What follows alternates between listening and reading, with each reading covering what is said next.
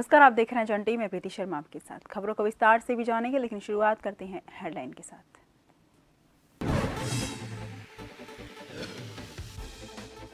उत्तराखंड के ऋषिकेश में मोदी की 11 अप्रैल को जनसभा। सीएम धामी ने कार्यक्रम स्थल का किया भूमि पूजन। कहा, पीएम का उत्तराखंड से लगा।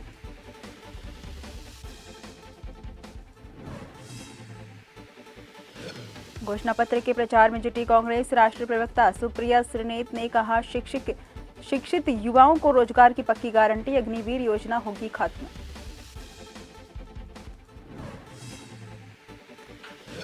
लोकसभा चुनावों के लिए होम वोटिंग जारी। चमोली में 55 पोलिंग पार्टियां हुई रवाना। 86 दिव्यांग और 259 वरिष्ठ नागरिक समेत 345 मतदाता करेंगे मतदान।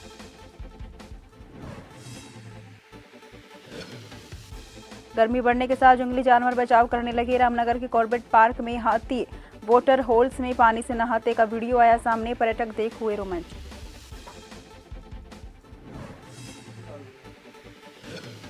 पीएम मुद्रा लोन के नाम पर ठगी का मामला। 2 आरोपियों को एसटीएफ ने दबोचा। सिम कार्ड से एटीएम कार्ड और 1 लाख से ज्यादा की नकदी बरामद।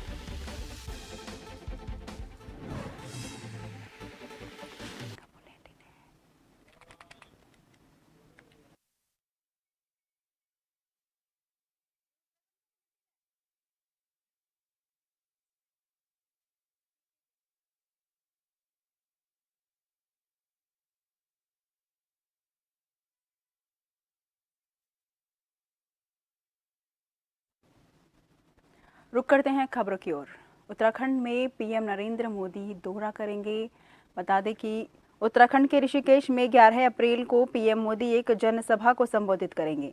उसके लिए उत्तराखंड के सीएम पुष्कर सिंह धामी ने कार्यक्रम स्थल का भूमि पूजन किया। भूमि पूजन के अवसर पर बीजेपी के प्रदेश अध्यक्ष सहित बीजेपी के कई नेता मौजूद रहे। इस अवसर पर मुख्यमंत्री पुष्कर सिंह धामी ने कहा कि प्रधानमंत्री नरेंद्र मोदी का उत्तराखंड से एक अलग लगाव है। उनके उत्तराखंड आने से पार्टी को भी फायदा होता है।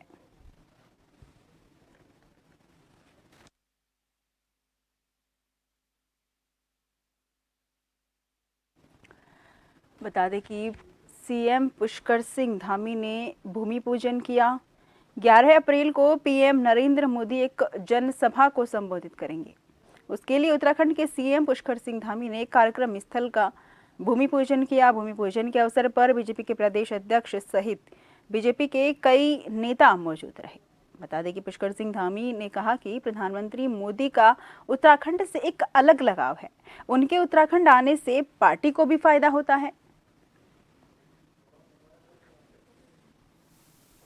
ये सबको निमंत्रण देने का काम और माननीय प्रधानमंत्री जी के आगमन की सूचना आप सबके माध्यम से आज भूमि पूजन यहाँ पर हो गया है।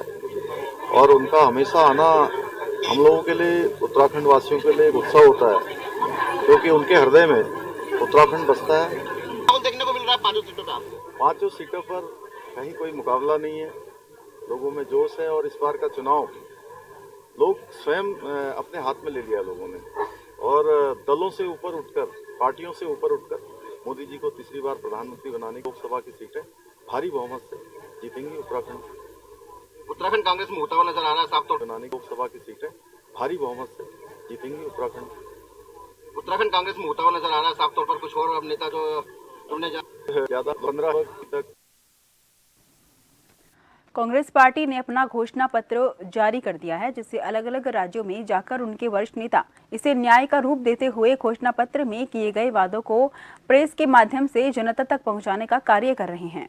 इसी कड़ी में रविवार को कांग्रेस पार्टी की सोशल मीडिया प्रमुख और राष्ट्रीय प्रवक्ता सुप्रिया श्रीनेत देहरादून पहुंची और उन्होंने अपने न्याय पत्र में किए गए वायदे को मीडिया के माध्यम से जनता तक पहुंचाने का काम किया, जिस पर बीजेपी महिला मोर्चा की राष्ट्रीय महामंत्री दीप्ति रावत ने कांग्रेस के इस न्याय पत्र को अन्याय पत्र करार देते हुए कहा कि कांग्रेस पार्टी का ये घोषणा पत्र बिल्कुल खोखला है।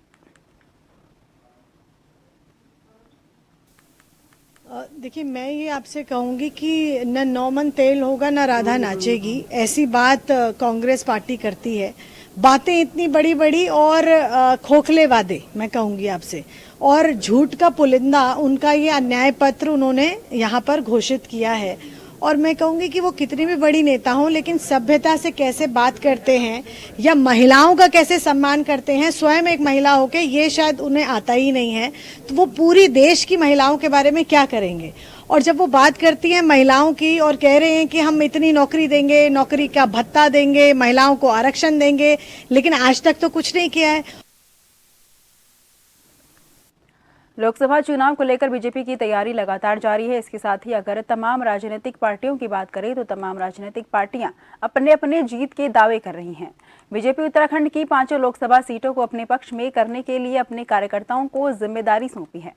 कैबिनेट मंत्री प्रेमचंद अग्रवाल ने कहा कि देश के अंदर भारतीय जनता पार्टी की तीसरी बार सरकार बनने जा रही है, क्योंकि जनता ने भारतीय जनता पार्टी पर अपना विश्वास जताया है और हम उत्तराखंड की 5 लोकसभा सीटों को कार्यकर्ता की बदौलत जीतने का काम करेंगे।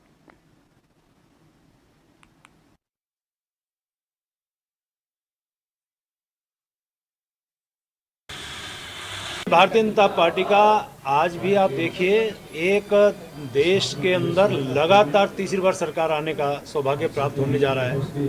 17-18 राज्यों में आज भी भारतीय जनता पार्टी की सरकारें हैं और आप देखिए जनता भरोसा कर रही है। एक विषय यदि मैं कहूँ आपको, नीति, नियत और नेतृत्व, वो तीनों चीज़ यदि कही हैं तो सिर्फ भारतीय जनता पार्टी में। ऐसी स्थिति में जनता विश्वास कर रही है। आज जो चुनाव आ रहा है ऐसा लग रहा है कि जनता चुनाव लड़ रही है। उत्तराखंड के काशीपुर में राष्ट्रीय सचिव मनजिंदर सिंह सिरसा भारतीय जनता के मानपुर रोड स्थित पूर्व महेंद्र सिंह प्रधान के आवास पर पहुंचे और इस दौरान उन्होंने एक सिख सभा को संबोधित किया और कहा कि मैं यहां एक नेता बनकर नहीं बल्कि आपके कम्युनिटी का एक सदस्य बनकर अपने घर वालों से आगामी लोकसभा चुनाव में प्रधानमंत्री नरेंद्र मोदी को विजय बनाने के लिए निवेदन करने आया हूँ।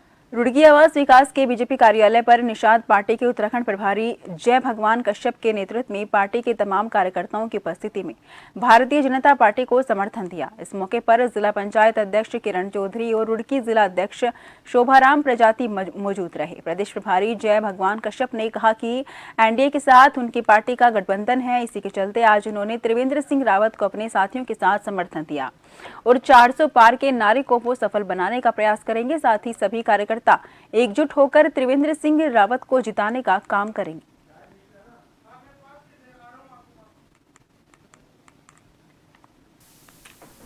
आज जो हमारा निषाद पार्टी का भारतीय जनता पार्टी के कार्यालय पर एक कार्यक्रम रखा गया है, जो हमारे निषाद पार्टी के राष्ट्रीय अध्यक्ष महामना डॉक्टर संजय निषाद जी, उनके निर्देशन अनुसार जो एनडीए में शामिल है, Nishad party Bharatiya Janata party NDA का एक पार्टी है, घटक दल में हम लोग शामिल हैं। तो आज निषाद पार्टी के द्वारा जो कार्यक्रम रखा गया वो एनडीए के जितने भी प्रत्याशी हैं उनको जिताने के लिए निषाद पार्टी काम कर रही है।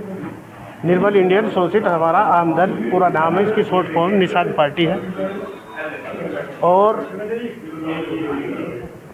हमारे यहाँ आज बीजेपी कार्यालय में निषाद पार्टी में हमारे सैनी समाज से, प्रजापति कश्यप समाज से और मुस्लिम समाज से, अल्प समुदाय से निषाद पार्टी का जो उन्होंने दामन थामा है और निषाद पार्टी का संपूर्ण समर्थन भारतीय जनता पार्टी के प्रत्याशी को यहाँ से जिताकर अधिक से अधिक वोटों से जिताकर भेजना। हमारे यहाँ के जो निषाद पार्टी की जो यहाँ पे आई हुई है और इसी के बल दल के साथ और हम यहाँ पे आए हैं और सैकड़ों लोग यहाँ पे उपस्थित हैं और सब समाज से यहाँ पे लोग उपस्थित हैं। किस तरह का समर्थन है? समर्थन इस तरीके के कि भारतीय जनता पार्टी के द्वारा और निषाद पार्टी के द्वारा ये समर्थन भारतीय जनता पार्टी के द्वारा दिया जा रहा है और हम सर्व समाज के साथ निषाद पार्टी को जोड़ते हुए, अपने भारतीय जनता पार्टी को जोड़ते हुए 400 पार का जो नारा है नरेंद्र जी मोदी का, और हम ये चाहेंगे कि ये 400 पार का नारा सर्व समाज के साथ हम पूरा करें।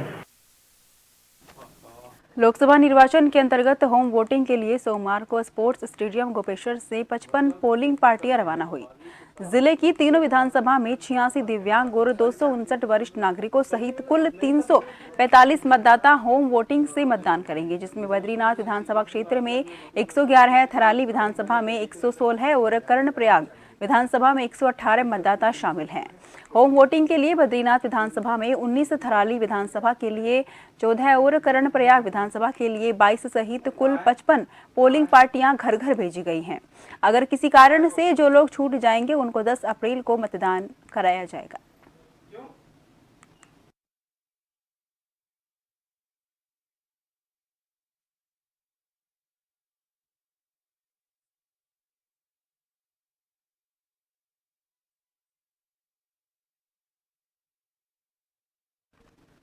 लोकसभा चुनाव के लिए पहले चरण में मतदान का कार्य शुरू हो गया है, जिसमें दिव्यांग और 80 वर्ष से ज्यादा के बुजुर्गों के घर घर जाकर चुनाव आयोग बैलेट पेपर के माध्यम से चुनाव करवा रहा है, जिसमें चुनाव आयोग की अलग अलग टीमें नैनीताल जिले के अलग अलग शहरों में गाँव में स्थित दिव्यांग और 80 वर्ष से ज्यादा मतदाताओं के घर जाकर बैलेट पेपर से मतदान करवा रहे हैं, जिसमें कई टीमें पूरे जिले में मुस्तैद हैं। बता दें कि एक टीम में सेक्टर मजिस्ट्रेट, पोलिंग ऑफिसर के साथ ही 6 से 7 कर्मचारी और अधिकारी शामिल हैं।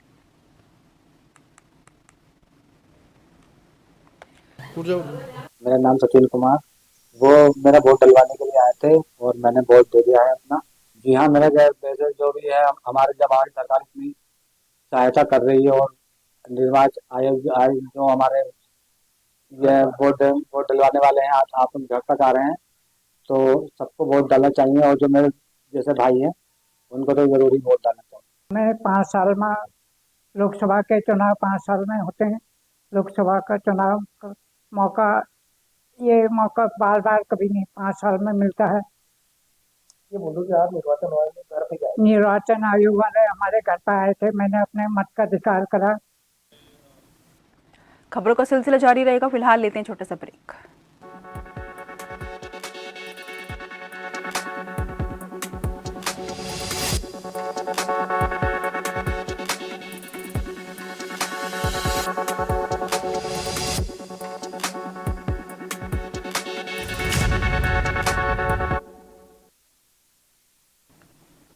ब्रेक के बाद फिर से आपका स्वागत है। रुक करते हैं खबरों की ओर।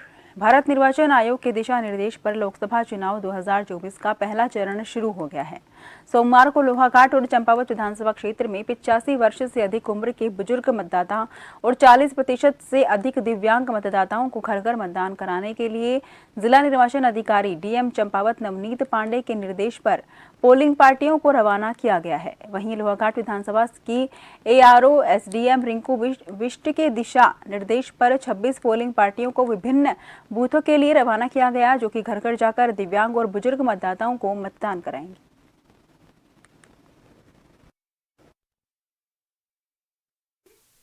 माननीय भारत निर्वाचन आयोग के एक अभिनव पहल है, जिसमें कि जो हमारे 85 प्लस के मतदाता हैं और जो हमारे दिव्यांग मतदाता हैं, जो लोग बूथ तक आने में सक्षम हैं, उनको ये एक डोर टू डोर वोटिंग की सुविधा उपलब्ध कराई गई है। आज उसी के क्रम में यहाँ जनपद चंपावत में जो 2 विधानसभाएं हैं, 54 लोहाघाट और 55 चंपावत, वहाँ पे लगभग हमारे 299 ऐसे मतदाता चिन्हित हुए हैं जो 85 प्लस हैं या पीडब्ल्यूडी हैं, जिनको एक घर घर वोटिंग का कार्यक्रम किया जाना है।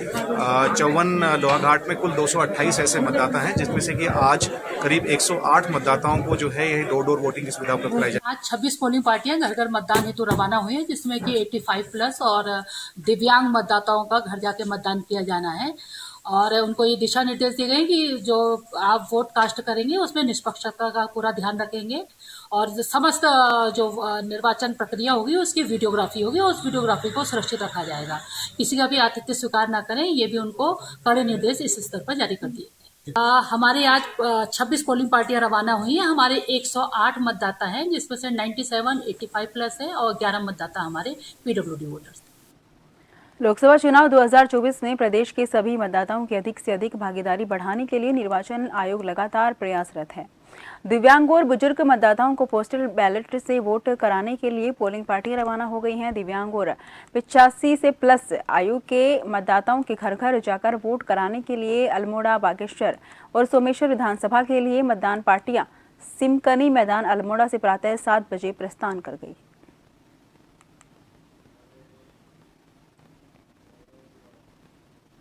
अल्मोड़ा जिले के विकास खंड सल्ट में श्रम बोर्ड प्रतिनिधि सुरेश कड़ाकोटी ने प्रेस वार्ता करते हुए 2024 लोकसभा चुनाव में जीत का दावा किया है।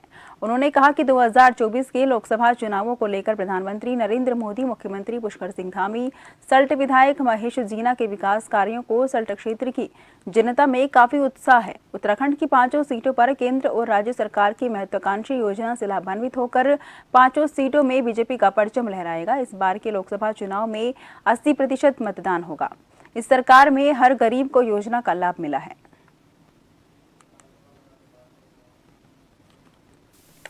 जो लोकसभा चुनाव होने जा रहा है, हमारे माननीय पुष्कर धामी जी और सल्ट विधायक महेश जीना जी के कार्यों को देखकर एक तरफा होने जा रहा है। सल्ट में तो एक तरफा हो रहा है, बाकी उत्तराखंड की 5 सीटों पर माननीय हमारे मोदी जी की योजनाएं और केंद्र सरकार की वो योजनाएं, साथ हमारे उत्तराखंड की योजना माननीय पुष्कर धामी ने जो कार्य किए हैं उसको साथ लेकर उत्तराखंड में तो एक तरफा होने जा रहा है।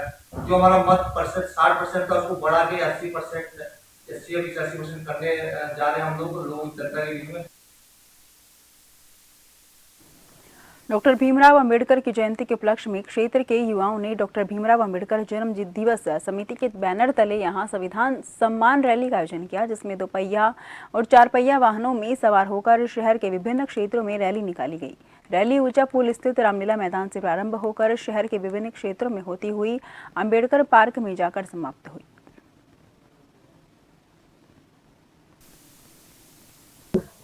आज ये बाबा साहब के जो विचारधारा है उस विचारधारा को आगे बढ़ाने के लिए आज हमने एक संविधान सम्मान रैली निकाली।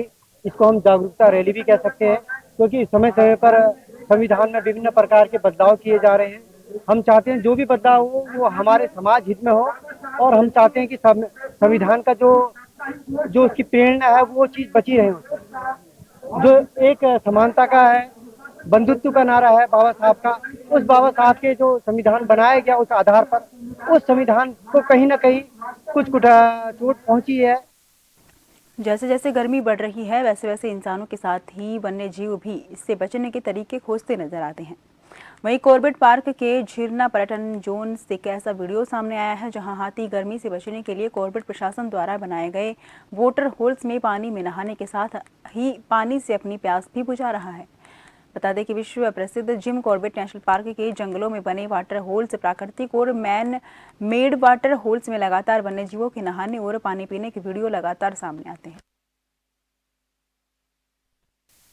अलग अलग क्षेत्रों में अलग अलग प्रकार के वाटर होल्स होते हैं, और उन वाटर होल्स में हम ये सुनिश्चित करते हैं गर्मियों के समय कि पानी पर्याप्त मात्रा में उपलब्ध रहे।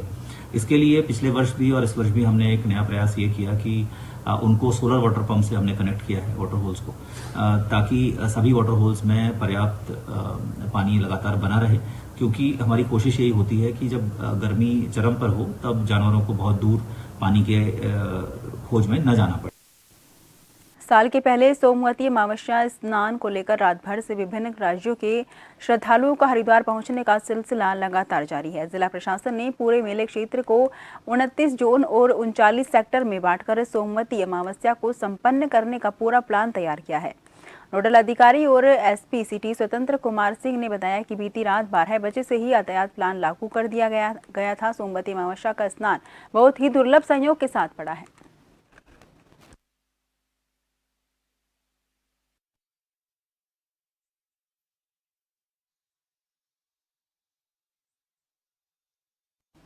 देश भर के अलग अलग राज्यों में पीएम मुद्रा लोन योजना के नाम पर ठगी करने वाले साइबर ठगों के गिरोह का उत्तराखंड एसटीएफ ने भंडाफोड़ किया है। वहीं गिरोह के 2 सदस्यों को गिरफ्तार करने में भी एसटीएफ को कामयाबी मिली है।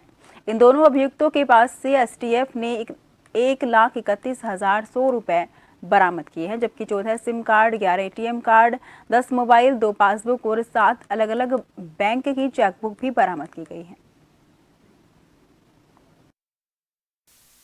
तो उस पर हमारी टीम के द्वारा प्रोएक्टिवली काम करते हुए देहरादून स्थित कुछ ऐसे नंबरों को चिन्हित किया गया जिनके द्वारा आंध्र प्रदेश और तेलंगाना में साइबर फ्रॉड की कार्रवाई की जा रही थी। तो ऐसे नंबर्स और ऐसे बैंक अकाउंट्स को चिन्हित कर उनको डेवलप किया गया और उसी क्रम में 2 अभियुक्तों को गिरफ्तार किया गया है, जो कि थाना प्रेमनगर क्षेत्र से एक बड़ा साइबर क्राइम का सिंडिकेट संचालित कर रहे थे।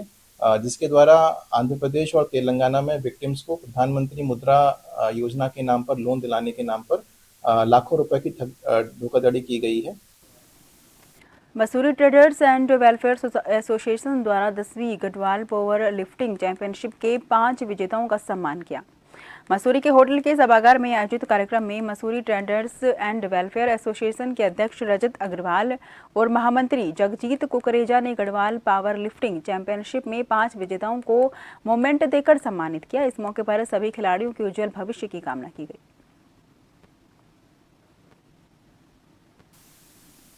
15 से ऐसे चल रहा है, बट 2021 में ये सपना मैंने देखा था, क्योंकि यूथ को मैंने देखा कि इधर उधर बस भटक रहा है, कुछ है नहीं करने के लिए, और उनकी जो क्षमता है वो बहुत ज़्यादा है।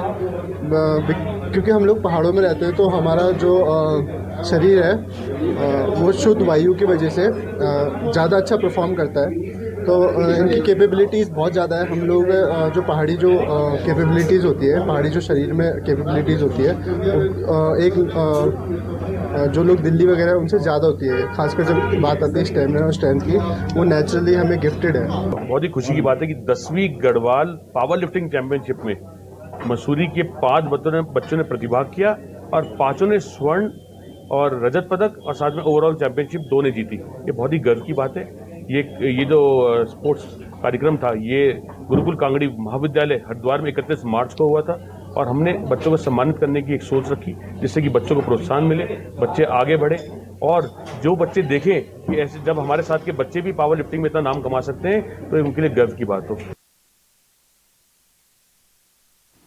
जोशीमठ ब्लॉक के अंतर्गत आने वाले दूरस्थ करछो गांव में पिछले 2 सालों के बाद गढ़वाल के इष्ट देवता जीतू बगड़वाल नृत्य का आयोजन हर दिन रात के वक्त तकरीबन 5 दिनों तक लगातार देखने को मिला, और अंतिम दिवस में करछो गांव में एक विशाल मेले का आयोजन भी किया गया।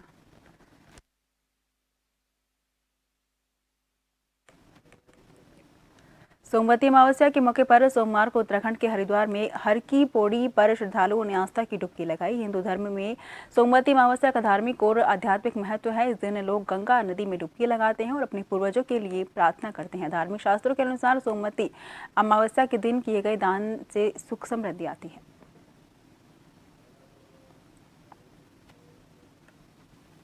फिलहाल के लिए इतना ही। देखते रहिए जन टीवी। नमस्कार।